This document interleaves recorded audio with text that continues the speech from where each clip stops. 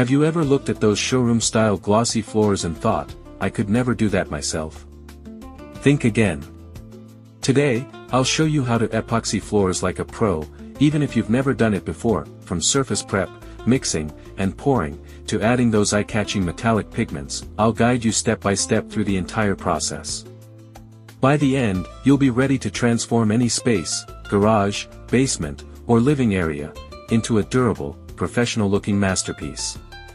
Step 1. Gather tools and materials. Show all tools neatly laid out: roller, squeegee, mixer, protective gear, epoxy kit. Before we start, let's talk about tools and materials.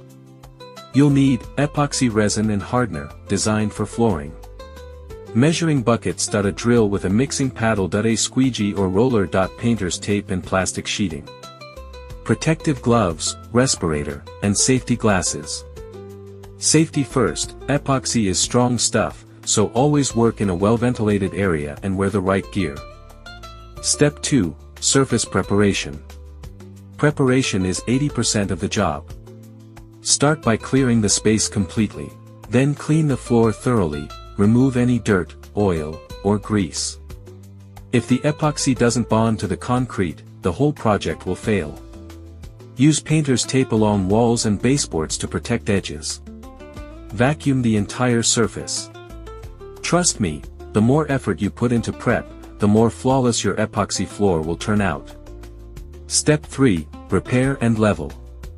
Next, repair cracks, chips, or holes using a concrete patch. If your floor is rough, grind it down for a smooth surface. Why does this matter? Because epoxy is self-leveling, it will highlight every imperfection underneath. A smooth base guarantees a professional finish. Step 4. Mixing epoxy. Now for the fun part, mixing your epoxy.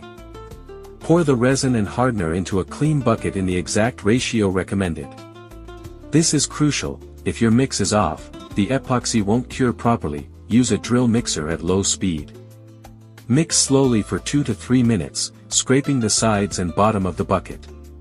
Don't rush. Fast mixing creates bubbles, and bubbles ruin that glossy, glass-like finish. Step 5. Pouring and spreading.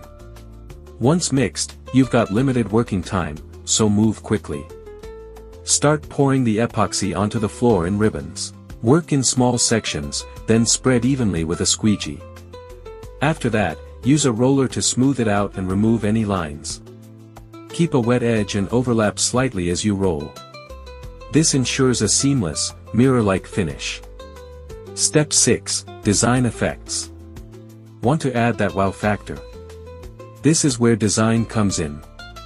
Metallic pigments, decorative flakes, or color swirls can turn a plain floor into a piece of art. For a marble look, drizzle metallic pigment into wet epoxy, then swirl with a roller or brush. For a granite effect, broadcast decorative flakes evenly across the surface. For a bold look, blend multiple pigments for a custom design.